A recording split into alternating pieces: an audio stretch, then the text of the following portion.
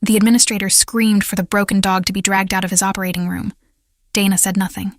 She never did. Then the German Shepherd locked its body against the door and would not move, and nobody understood why, until she whispered 3 words that made the animal sit like a soldier waiting for orders. The man who had just humiliated her could not speak. Nobody in that hospital knew what she had been before she put on those blue scrubs. And the clock behind that door was already running out. If you are listening to this while driving home, working a night shift, or just needing a reminder that quiet people carry the deepest storms, comment where you are listening from right now. Hit subscribe if stories like this move you. Welcome to Emergency 911 Stories. The administrator's voice cracked through the pre-op hallway like a whip. Get that broken animal out of my operating room. Now! Dana Whitfield kept her eyes on the floor tile in front of her. She always did. 14 months at Ashford Trauma Center had taught her exactly how far to lower her chin, exactly how long to let a silence sit before someone filled it for her. Gerald Voss filled it now. This dog failed certification twice, he said, jabbing a finger at the German Shepherd sitting rigid by the double doors. Twice. And now it's blocking my surgical suite during a level 1 trauma. The dog's name was Talon. Hospital security had brought him in 6 months ago. A rescue from a canine unit that had washed him out for reasons nobody bothered to explain. Dana had never touched him, never spoken to him. She made sure of that. Somebody sedate it or drag it, Voss snapped. I don't care which. 2 security guards moved toward Talon. The dog's ears flattened. His weight shifted low, haunches coiled, eyes locked on the door seam, not on the men reaching for his collar. Dana's stomach turned cold. That was not fear. That was not confusion. That was a trained, alert posture. She had seen it 1,000 times, in a different uniform, in a different life, standing over a different dog whose name she still could not say out loud. Don't, she said quietly. Nobody heard her. Voss rounded on her instead, seizing the moment to redirect his anger somewhere safer than a patient's chart. Do you have something to add? Nurse Whitfield, you've been standing there since I arrived, staring at the floor like it owes you an apology. A resident nearby snickered. Dana had gotten used to the sound. No, sir, she said. Then get back to your station. It wasn't the first time Voss had used her as a pressure valve. Hospitals had their own chains of command. Unofficial ones, built on who got to raise their voice and who was expected to absorb it. Nurses absorbed, especially quiet ones. She used to outrank men like Voss. Not in this building, not on this org chart. But once, in rooms he would never be allowed to enter, her word had moved people faster than his ever would here. She didn't move. Her feet had stopped listening to Voss and started listening to something older, something buried under 9 years of trying to forget it. The overhead speaker crackled. Incoming trauma, 3 minutes out. Multiple casualties, structural collapse, possible secondary device, all available surgical staff to OR Corridor 2. Voss's face went pale, then furious, as if the emergency were a personal inconvenience scheduled to embarrass him. Get the dog out of the way before that gurney gets here, he barked. The guards reached for Talon's leash again. The dog snapped his head toward the door and let out a low, continuous growl that Dana felt in her back teeth. She had heard that sound before, too. Explosive detection dogs did not growl at nothing. They growled at odor, at pressure change, at wires they could smell through drywall. Her hands, which had trembled through morning rounds and trembled through Voss's tirade 30 seconds earlier, went suddenly still. She noticed it the way she noticed most things about her old self now, from a distance, like watching someone else's hands. Sir, she said, and this time her voice did not waver. You need to stop that gurney. Voss turned on her, incredulous. Excuse me? The dog isn't malfunctioning. He's alerting. Alerting to what, Nurse Whitfield? A mop bucket? A younger nurse, Priya, glanced between them, sensing something had shifted in the air, though she couldn't have said what. Dana took 1 step toward Talon. Just 1. The dog's growl dropped half an octave, and his ears flicked toward her, just once, the way a soldier's eyes flick toward a familiar voice in a crowded room. Voss saw it and misread it completely. Oh, wonderful. Now she thinks she's a dog whisperer. Get back to your station before I write you up for insubordination. Dana didn't answer. She was doing math in her head that had nothing to do with medication doses. 3 minutes out. Multiple casualties. Structural collapse. A dog locking onto the one door every incoming gurney would roll through. 9 years ago, she would have called this a pattern. Tonight, she was calling it a nurse's overactive imagination, because that was the only version of herself anyone in this building was allowed to see. Except her hands weren't shaking anymore. And somewhere behind her ribs, a voice she hadn't used in 3 years was clearing its throat, waiting. She thought of the training yard at Fort Campbell, wet grass at 5 a.m, a different dog's weight leaning into her leg. She pushed the memory down, folding it small enough to fit back into the drawer she kept for things she wasn't allowed to miss out loud. Talon's eyes flicked toward her again. Not confused, waiting for confirmation. This dog wasn't asking her to obey. He was asking her to remember. Priya touched her sleeve. "Dana, you okay? You look different all of a sudden." "I'm fine," Dana said. And for the first time in 14 months, she almost believed her own lie. Down the corridor, the elevator chimed. The gurney was coming. Talon's growl rose again, sharp and steady, aimed directly at the door Voss had just ordered them to force him through. Dana felt something she hadn't felt since the day she buried a dog tag in a box she never opened again. She felt herself starting to remember who she used to be. The elevator doors opened onto chaos. 2 EMTs pushed a gurney through, shouting vitals over each other. Behind them, a second gurney followed. And behind that, hospital security wheeled in a stretcher carrying someone who was clearly not a patient. A man in a torn maintenance jacket, hands zip-tied, blood on his knuckles that wasn't his own. "Structural collapse at the east parking garage," one EMT called out. But it wasn't structural. Somebody rigged a support column. We got 2 dead on scene, 4 critical incoming behind us. Voss's face drained of color. "A device," he said. "You're telling me there was a device." "Bomb squad's still clearing it," the EMT said. "This guy was found running from the scene with a partial detonator in his jacket. PD wants him held here under guard until transport." Talon's growl had not stopped since the elevator opened. If anything, it deepened, aimed now not at the door, but at the zip-tied man's jacket pocket, where something square pressed against the fabric. Dana's mind sorted the information the way it used to sort information in a much colder place. Detonator recovered. Partial device. Partner device likely still active. A man calm enough to run instead of panic wasn't an amateur. Dana's eyes moved over the man the way they used to move over unknown variables in a compound she'd been sent to clear, posture too controlled for someone just tackled by security. Breathing too even. Hands zip-tied but not straining the way a panicked civilian's would. Whoever trained him had trained him well. Not well enough for a dog that still remembered his old handler's voice. "Get that jacket off him," she said. Voss rounded on her again. But this time, his voice had lost its certainty. "What did you say?" "His jacket. Get it off him and get everyone back 30 feet. Now." "You don't give orders in my trauma bay, nurse." Talon lunged the length of his leash, nearly pulling the guard off his feet, every muscle aimed at the zip-tied man's chest pocket. The man's eyes flicked to Dana. Just for a second. A flicker of recognition that had nothing to do with her nursing badge. It was gone before anyone else caught it. But Dana caught it, because she had spent 9 years learning to read exactly that kind of flicker. "Everybody out of this corridor," she said, and her voice came from somewhere she had buried on purpose. "Non-essential personnel, clear the hall. Security, secure that pocket without touching it directly. Somebody call whoever's running EOD on scene and tell them there's a second device inside this building." For 3 full seconds, nobody moved, because the nurse who never spoke above a whisper had just given 6 orders in a row without blinking. Then Priya moved first, ushering a wide-eyed intern back through the double doors. Voss found his voice again, but smaller now. "You have no authority to clear a hallway."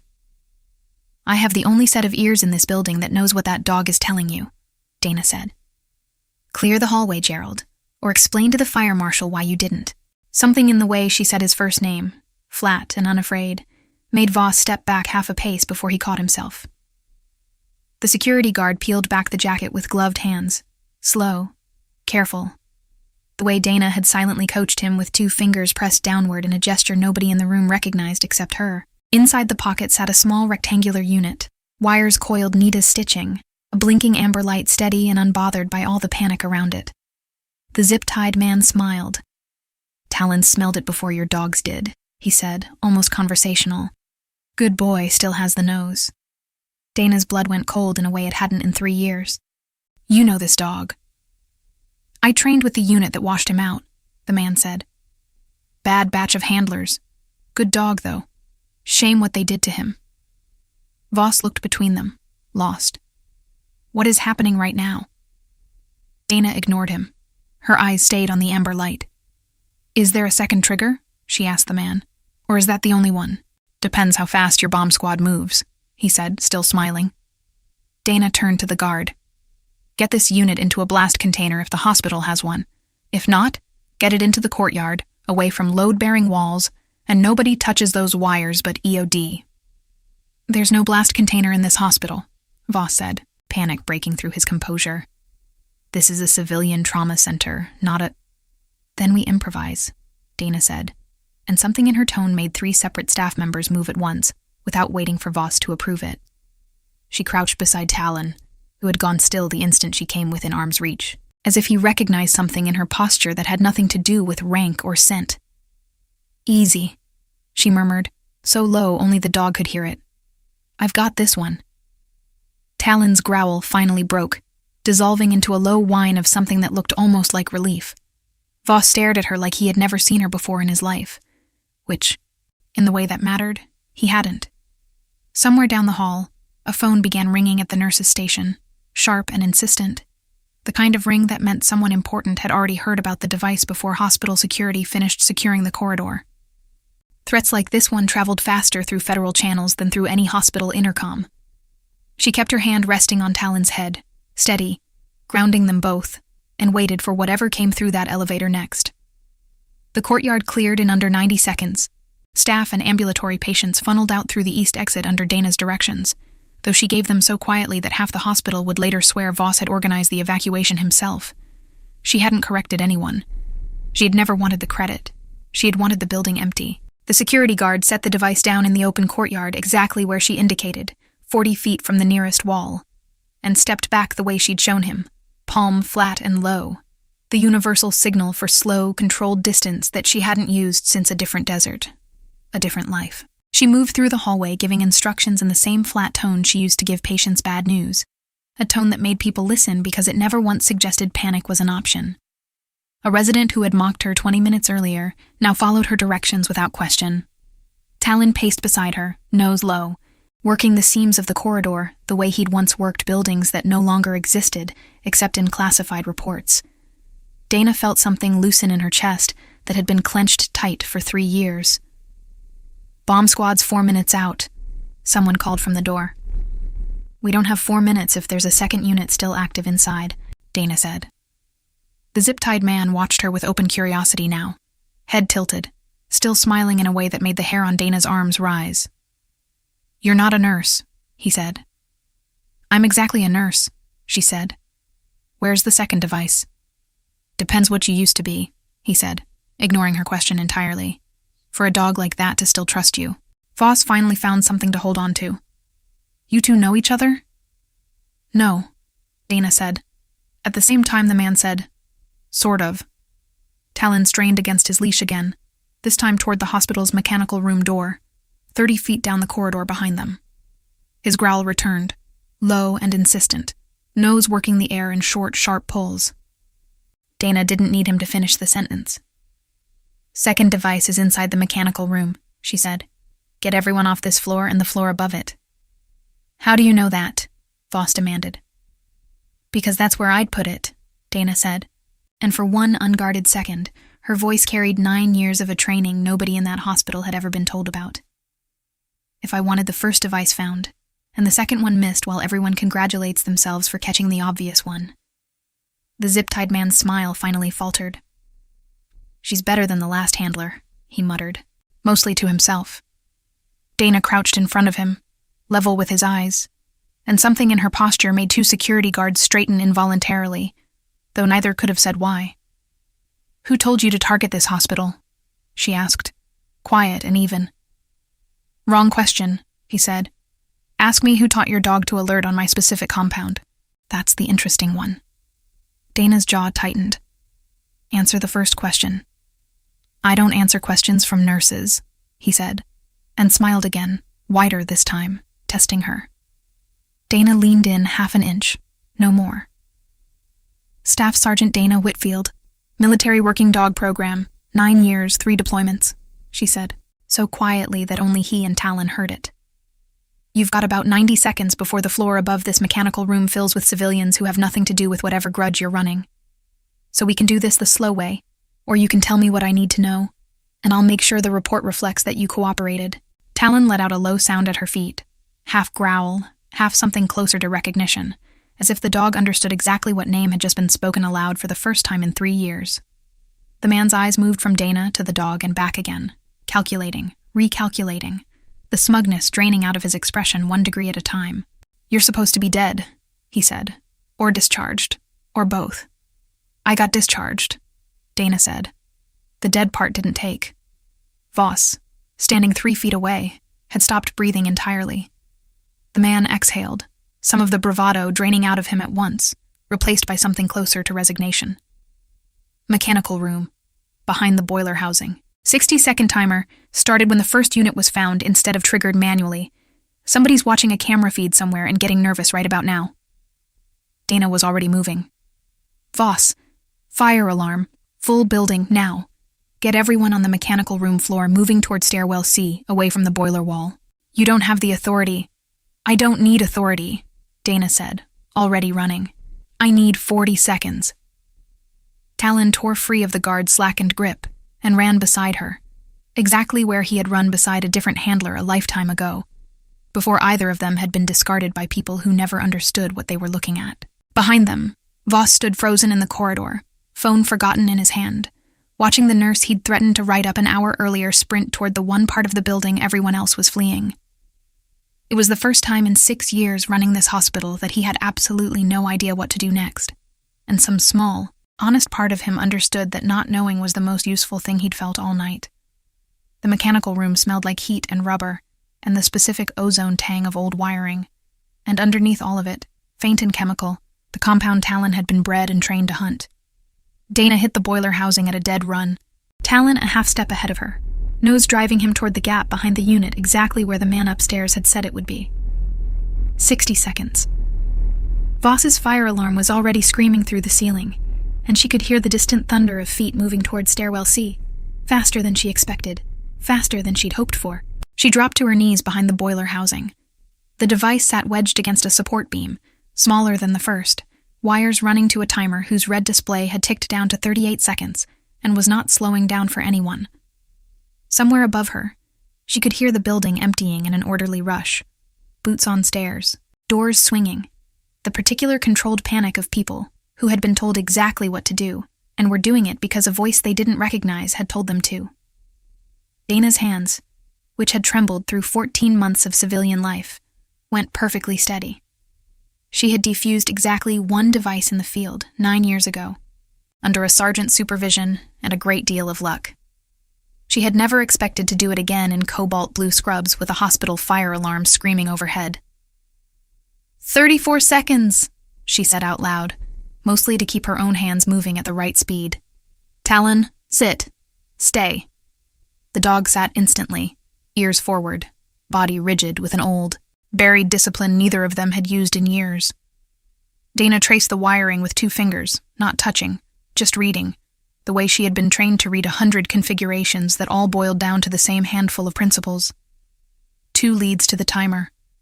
1 lead she didn't recognize, likely a decoy meant to punish an amateur who cut the wrong wire first.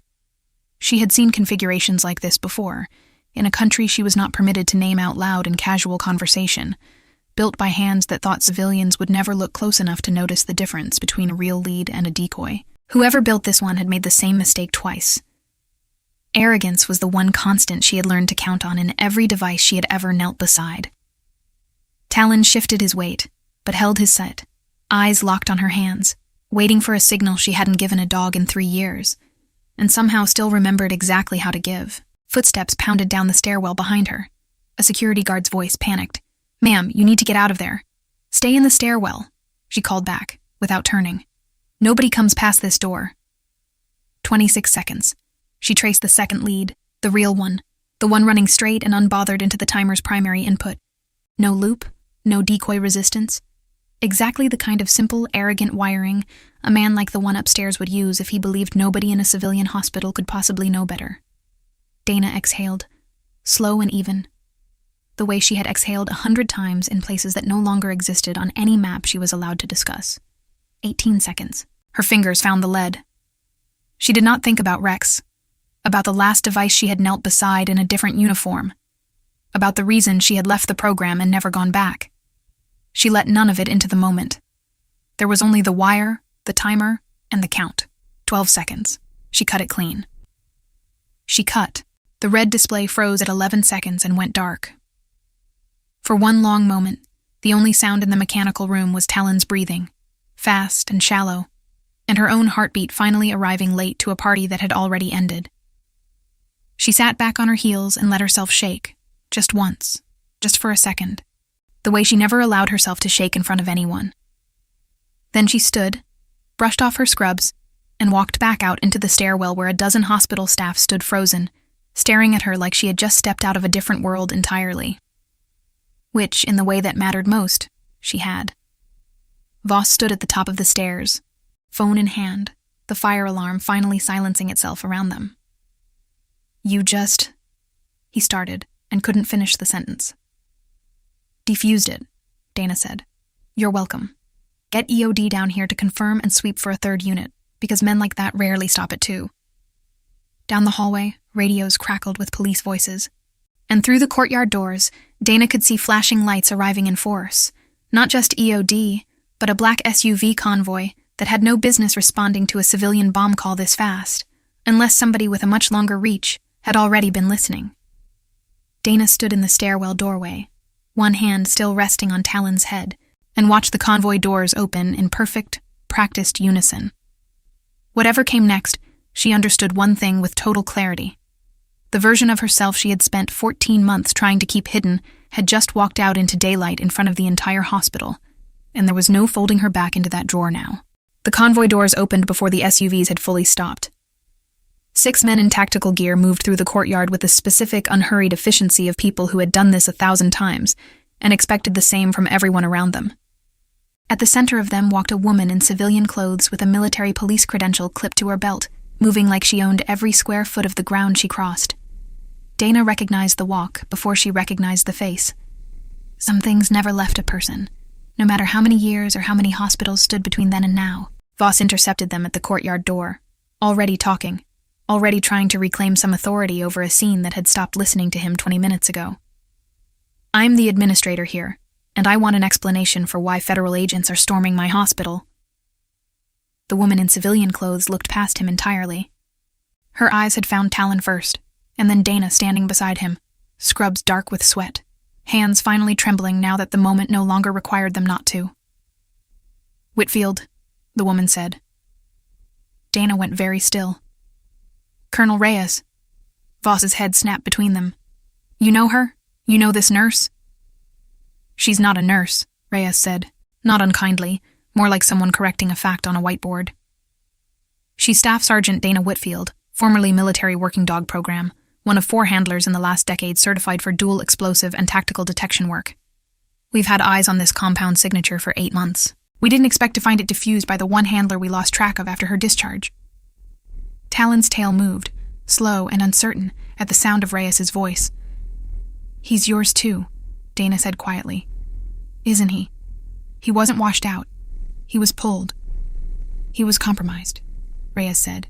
Same operation that compromised your partner. We pulled Talon before they could finish what they'd already started with Rex. We lost the thread on you both when the program got quietly shut down, until tonight. Voss's mouth opened and closed twice before anything came out. Rex. You mean the dog. The one whose file is sealed in this hospital's donation records. Not now, Gerald, Dana said. And it came out gentler than she expected, because for the first time in 14 months, she didn't need his approval to say his name like that. Rhea studied her for a long moment. You've been running from this for 3 years, she said. Tonight, it ran back to you instead. That's not something the Army usually gets to fix twice. I didn't do this for the Army, Dana said. I did it because a dog nobody would listen to was telling the truth, and I was the only one in the building who still remembered how to listen. Reyes almost smiled. That's the only reason any of us are still good at this job. Reyes glanced at Talon, who had settled at Dana's feet with the boneless calm of a working dog, who finally understood the job was done. He's aged out of active detection work. Command wanted to retire him quietly and never mention the program that failed him. I fought that decision for 8 months because I didn't think either of you deserved to disappear twice. You could have told me he was still alive, Dana said. And for the first time that night, something in her voice cracked just slightly. You'd changed your number 4 times in 3 years, Reyes said, not unkindly. We weren't hiding him from you. We were trying to find you. Behind them, EOD confirmed the mechanical room clear. No third device. And the zip-tied man was loaded into a federal transport instead of a squad car, which told Dana everything she needed to know about how deep this had actually gone. Voss finally found something resembling his voice. 9 years of service, he said slowly, as if reading it off an invisible file. You've been working in my trauma bay for 14 months, and you let me humiliate you in that hallway an hour ago. You didn't know, Dana said. That's not the same as me letting you. I called you insubordinate. I threatened to write you up. Over a dog that just saved this entire building. Talon saved this building, Dana said. I just finally remembered how to translate what he was saying. Reyes stepped closer, lowering her voice so only Dana could hear it. The program wants you back. Not in the field. Training. There's a joint unit standing up. Tactical medicine and canine detection. Working civilian hospitals and soft targets exactly like this one. Nobody's better positioned to build it than the one handler who kept her nerve in scrubs for 14 months without anyone knowing what she used to be. Dana looked down at Talon, who leaned his full weight against her leg, the way a partner leans when the job is finally over. And him? He goes wherever his handler goes, Reyes said. That was never in question. For the first time in 3 years, Dana let herself imagine a version of the future that didn't involve disappearing. Around them, the courtyard was slowly returning to something like order, staff filtering back toward the building in small, cautious clusters, ambulances resuming their normal rhythm as if the last hour hadn't happened at all. Only the boiler room door, still propped open with EOD equipment scattered around it, told the truth about how close the night had come to going a very different way. By morning, the story had already moved through every floor of Ashford Trauma Center in the particular exaggerated way hospital stories always did. Though for once, the exaggeration wasn't necessary. The night shift had changed over hours ago, but Dana hadn't gone home. She sat in the break room in yesterday's scrubs, badge crooked, watching the coffee machine blink its empty light without bothering to refill it. Voss found her there, alone, cup of vending machine coffee going cold in front of her. He stood in the doorway a long moment before speaking. I owe you an apology, he said. Several, actually. I don't know where to start. You don't have to start anywhere, Dana said. You didn't know. That's what you keep saying. I'm not sure it's the defense you think it is. He sat down across from her, unbidden. I've run this trauma center for 6 years. I built my reputation on control, on knowing exactly what was happening in every room under my authority. Last night I found out I knew nothing about the person standing closest to me the entire time. Most people don't want to know, Dana said. It's easier to have an enemy in scrubs than a soldier you don't understand. Voss absorbed that for a moment. Colonel Reyes told me about the offer, he said finally. The training program. Tactical medicine and canine detection for civilian hospitals. She talks a lot for someone in federal intelligence. She talks exactly as much as she wants to, Voss said, which is apparently more than I deserve to hear, given how I treated you. Dana turned her cup slowly on the table. I'm taking it, she said. The program. I assumed as much. I'm not leaving nursing behind, though. Not entirely. I want the unit built inside civilian hospitals, not separate from them. People like you need to understand what a dog like Talon is actually telling you, not just what he looks like when he's inconvenient. Voss nodded slowly, something like respect settling into his face, for the first time since she'd met him. Voss was quiet for a moment, turning his own cold coffee cup in slow circles, the way she'd turned hers. "I keep thinking about the version of last night where nobody listened to you," he said. "Where I got my way, and that dog got dragged out of the corridor, and that gurney rolled straight through that door on schedule. I built my entire career on being the person who stays calm and in control during a crisis. Last night I found out real control means knowing when to hand it to someone better equipped to hold it." "Most people never get there," Dana said. "Most people just get louder instead." "Then I'd like Ashford to be the first hospital in the pilot program," he said. "If that offer still stands after everything I said to you in that hallway." "It stands," Dana said. "Everyone gets to be better than their worst hour. You just have to actually be better, not just say it." Outside the break room window, Talon lay in a patch of morning sun near the nurses' station, tail thumping lazily whenever a staff member walked past, the picture of an ordinary hospital dog to anyone who didn't know better. Priya found Dana at the end of shift, still in yesterday's scrubs, badge slightly crooked. "You could have told me," Priya said, not accusing, just quiet. "I couldn't tell anyone," Dana said. "That was the whole point for 3 years. And now?" Dana looked out at Talon, at the hallway that had almost cost this building everything, at Voss standing near the nurses' station already fielding a call from hospital administration about federal training grants. "Now I get to stop hiding the parts of myself that actually saved someone," she said.